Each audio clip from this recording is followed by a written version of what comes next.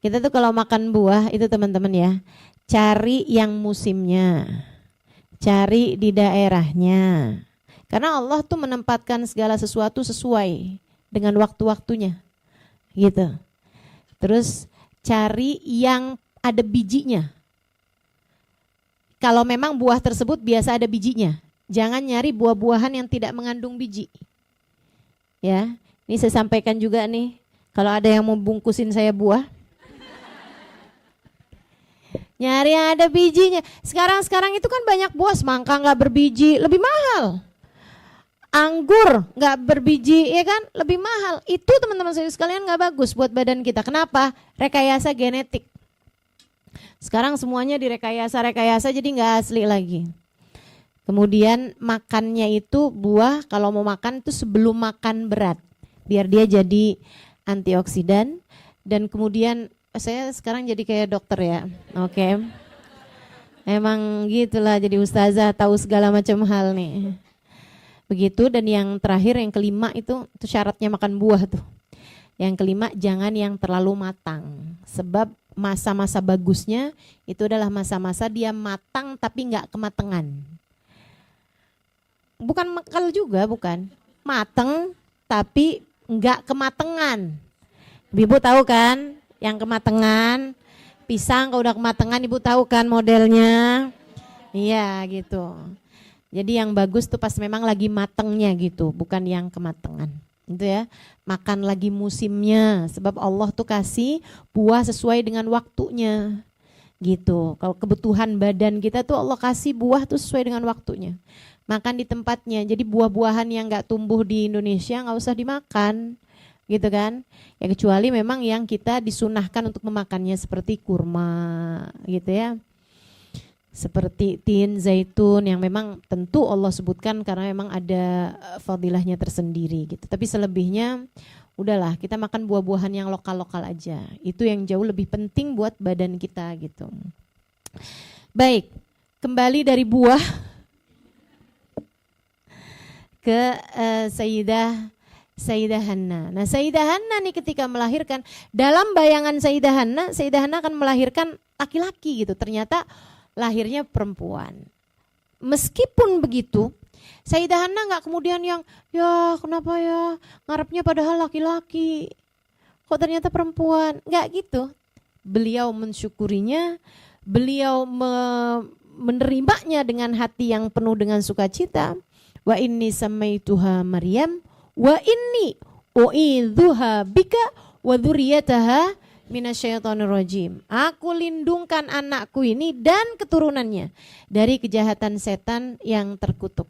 Teman-teman sekalian, dari kisah Sayyidah Hanna dengan Sayyidah Maryam aja, Sayyidah Maryam bayi lah ya, dan Sayyidah Maryam janin, gitu kan? Kita bisa belajar banyak hal. Pertama, inni nadartu laka ma fi batni muharraran fataqabbal minni. Niat, benerin niat, bagusin niat. Nih, tahun baru nih. Kita udah tambah aja tahunnya, udah jadi semakin tua, buminya udah semakin tua juga umur kita ini ya Bu ya. Ini kalau ngelihat muka-mukanya sih kayaknya banyak di atas 40 tahun ini.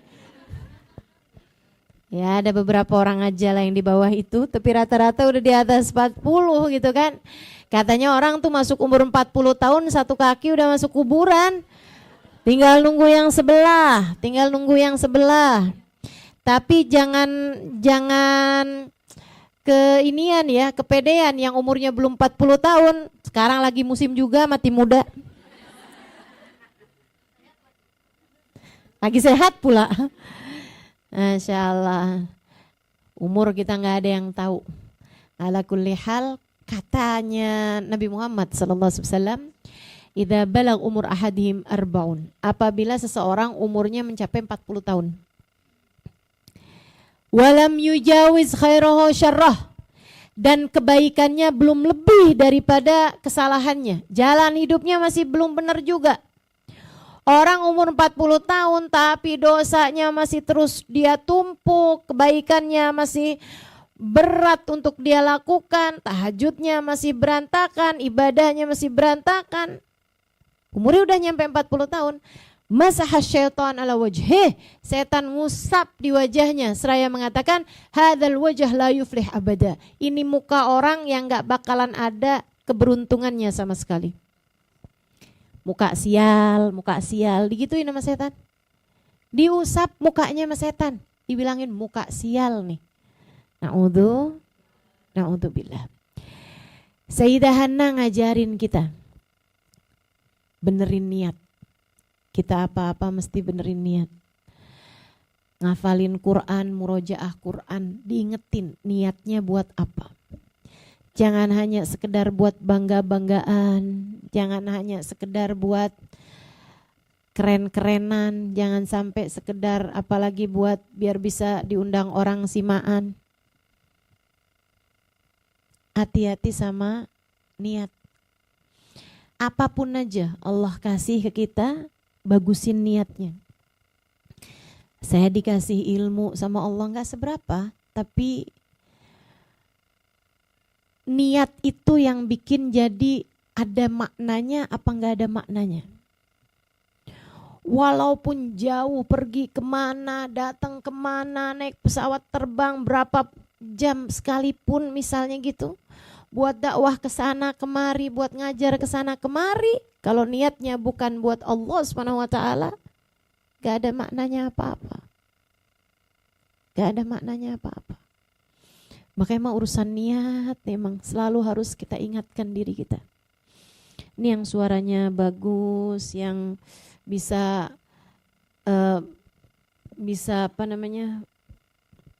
bisa hadroh dan seterusnya.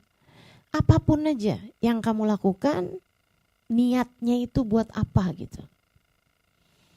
Kamu pergi umroh, kamu pergi haji, kamu pergi ziarah makam Nabi, kamu pergi ke sana kemari, niat semuanya tuh masalahnya adanya di niat. Bahkan Habib Umar bilang perbedaan antara kita sama wali, perbedaan antara orang awam sama walinya Allah Subhanahu wa taala hanya ada pada dua hal. Ibadahnya bahkan bisa jadi sama, akhlaknya bisa jadi sama, ilmunya bisa jadi sama. Tapi perbedaannya dalam dua hal. Apa itu? Satu, bagusnya niat, dua, bersihnya hati. Satu, bagusnya niat, dua, bersihnya hati.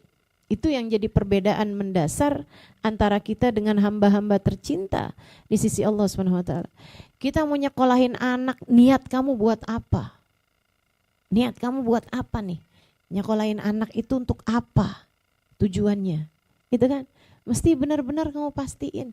Jangan hanya sekedar untuk biar dunianya dia bagus, biar iniannya dia bagus, biar nanti dia jadi orang pinter, nanti kalau saya di masa tua dia bisa ngurusin saya gitu. Anak kamu tuh bukan investasi. Anak kamu diciptakan bukan buat kamu kok. Perhatiin nih. Anak kamu Allah ciptakan bukan buat kamu. Bukan. Anak kamu Allah ciptakan buat Allah Subhanahu wa taala sebagai hamba-hambanya. Perut kamu cuman dipinjem sama Allah Subhanahu wa taala 9 bulan untuk kemudian kamu melahirkannya di atas muka bumi ini. Udah gitu doang. Selebihnya kamu gak ikut-ikutan menciptakan matanya, hidungnya, kulitnya, bulunya, ususnya, lambungnya, ginjalnya, jantungnya. Kamu gak ikut-ikutan ngaturin hembusan nafasnya, apalagi jalan hidupnya. Bukan siapa-siapa kita. Anak kamu Allah ciptakan bukan buat kamu. Allah menciptakan anakmu untuk Allah Subhanahu wa taala. Wa ma khalaqtul jinna wal insa illa liya'budun, kata Allah, buat aku kok. Biar dia ibadah kepadaku. Biar dia menghamba kepadaku. Bukan untukmu aku menciptakan anakmu. Ini yang difahami oleh Sayyidah Hana, sehingga begitu dia tahu dirinya hamil, dia bahasakan itu sebagai pemahaman dari dirinya, inni nadartu laka ma fi batni muharraran fataqabbal minni. Niatnya mesti benar. Niatnya mesti benar. Kamu pagi-pagi masak, bersih-bersih, masakin suami, melayani suamimu, menyiapkan segala keperluannya. Niat kamu buat apa? Bukan bukan hanya biar dia hatinya nggak kemana-mana. Bukan biar dia menghargai saya, jadi saya menghargai dia. Bukan. Kamu melakukan semua itu bukan untuk suami kamu bahkan. Bahkan juga bukan untuk diri kamu sendiri.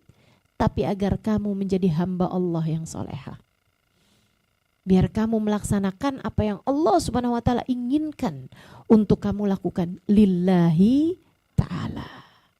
Itu yang harus kita tekankan. Nih udah masuk tahun baru lagi, tekenin lagi urusan niat. Benerin niat. Teman-teman sekalian yang saya muliakan, habis itu kemudian Sayyidah Maryam 9 bulan hamil.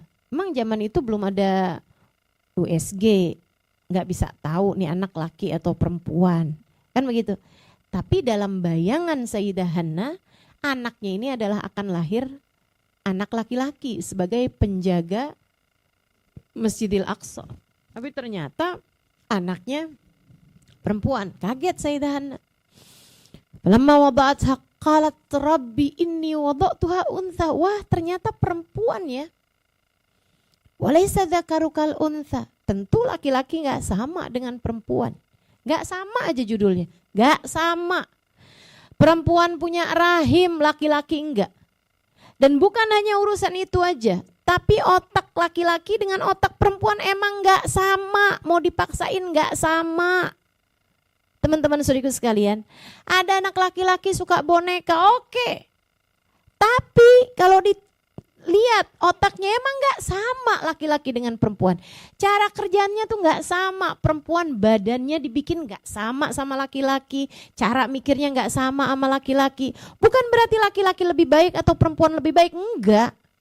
Semuanya sama-sama punya nilai kebaikan masing-masing di sisi Allah Subhanahu wa ta'ala. Mau jadi ahli surga, mau laki-laki, mau perempuan, bisa dua-duanya. Sebagaimana jadi ahli neraka milih jalan keburukan, kalau laki-laki misalnya gitu lebih lambat masuk nerakanya, enggak juga. Sama aja milih jalan enggak baik, laki-laki kayak perempuan kayak udah enggak bener gitu. Walaysa dzakaru kal untha. Ini nih yang coba dimasukkan sama orang-orang non-muslim di zaman sekarang ini. Mereka itu dengan mengatasnamakan hak azazi manusia, HAM, itu ya. Mereka sekarang memperbolehkan orang untuk ganti gender. Punya kebebasan buat ganti gender. Saya bosen jadi cewek, jadi cowok aja. Itu boleh. Saya sebenarnya adalah laki-laki. Saya sebenarnya adalah perempuan yang terjebak dalam tubuh laki-laki. Jadi akhirnya ganti surat-surat administrasinya. Kemudian ganti pula bahkan dioperasi. Gitu kan? Sampai-sampai teman-teman saudaraku sekalian, belum lama habis lebaran kemarin saya pergi ke Australia. Di New Zealand, di Australia itu sekarang ini benar-benar terjadi. Saya sampai benar-benar yang ya Allah, dunia ini ya mau kayak gimana nih jalannya. Itu kalau kamu kamar mandi di tempat-tempat umum selalu ada kamar mandi khusus perempuan, khusus laki-laki, dan untuk kaum transgender. Itu ada.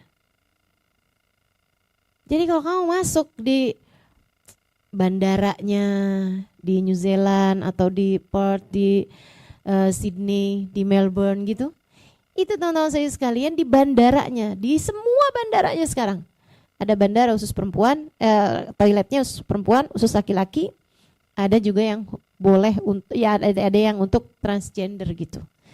Sebab kan transgender ini kan misalnya nih dia laki-laki tapi berubah jadi perempuan. Kalau masuk di tempatnya perempuan, ya kita yang perempuan kan gak mau. Kan dia kan aslinya laki-laki. Betul gak? Mau gak di kamar mandi ternyata sebelah kamu adalah transgender. Kita kan ngerasanya kayak yang aslinya laki-laki loh ini. Mau sekarangnya cakep, mau sekarangnya kulitnya lebih mulus dari kita. Mohon maaf dadanya lebih besar daripada kita. Iya kan? Karena kan kalau yang nggak asli suka emang agak suka agak lain ya. Siapa bilang? Sekarang ini operasi juga udah sampai bisa mengubah suara. Suaranya juga udah sampai bisa dioperasi pita suaranya. Sampai ininya tuh dihilangin juga jakunnya. Ya ampun, dunia semengerikan itu sekarang. Nah merekanya itu masuk ke kamar mandi perempuan, perempuannya pada nggak mau. Kalau masuk di toiletnya yang laki-laki, dianya yang nggak mau. Karena kan digodain sama yang laki-laki kan. Dan karena banyak hingga untuk hak asasi manusia itu tadi, akhirnya dibangunkan fasilitas-fasilitasnya. Dunia udah sampai segitunya teman-teman. Sampai saya kemarinan belum lama itu, saya baca ada seorang artis Hollywood. Dia ditanya, anak kamu laki apa perempuan? Dia bilang, saya belum tahu karena dia belum kasih tahu sama saya dia laki-laki atau perempuan. Dia maunya laki-laki atau perempuan katanya. Gimana coba nih dunia udah jalannya udah sejauh itu. Akan tetapi kita udah diperingatkan dalam surat Ali Imran walaysa dzakaru kal untha. Wa inni samaituha Maryam wa inni uidzuka biha wa dzurriyyataha minasyaitonir rajim. Ini tugas orang tua. Selain punya niat yang baik buat anak-anaknya, punya niat yang baik buat anak-anaknya, punya niat yang baik buat anak-anaknya. Itu satu. Yang keduanya, jangan lupa untuk terus mendoakan mereka. Doakan. Dan kalau doa, tiru tuh. Kayak Sayyidah Hannah buat Sayyidah Maryam. Wa inni u'idzuha bika wa dzurriyyataha minasyaitonir rajim. Ya Allah, tolong lindungi anak saya ya Allah. Dan keturunannya terus ke bawah. Lindungi dia ya Allah dari kejahatan setan yang terkutuk. Sebab hanya Engkau yang dapat melakukannya. Jauhkan mereka dari segala bisikan-bisikan setan. Jauhkan mereka dari segala kesesatan-kesesatan. Jauhkan mereka dari segala kejahatan. Jauhkan mereka dari dosa-dosa. Bu, apa yang menurut kamu paling mengerikan nih di zaman sekarang ini? Saya kasih tahu. Bahkan di dalam bilik penjara mereka bisa memproduksi narkoba. Kamu bisa ngarep apa di zaman sekarang ini? Anak kamu bisa kamu jagain kayak gimana coba? Betul gak? Kamu bisa jagain cucu kamu kayak gimana coba? Sesayang apapun kamu sama anak-anak kamu. Kamu masukin ke sekolah, ternyata gurunya sendiri bisa melakukan kejahatan kepada anak kamu, betul? Dunia berjalannya ke arah yang bisikan setan juga jadi udah semakin dahsyat gitu. Kejahatan-kejahatannya tuh udah bukan kejahatan-kejahatan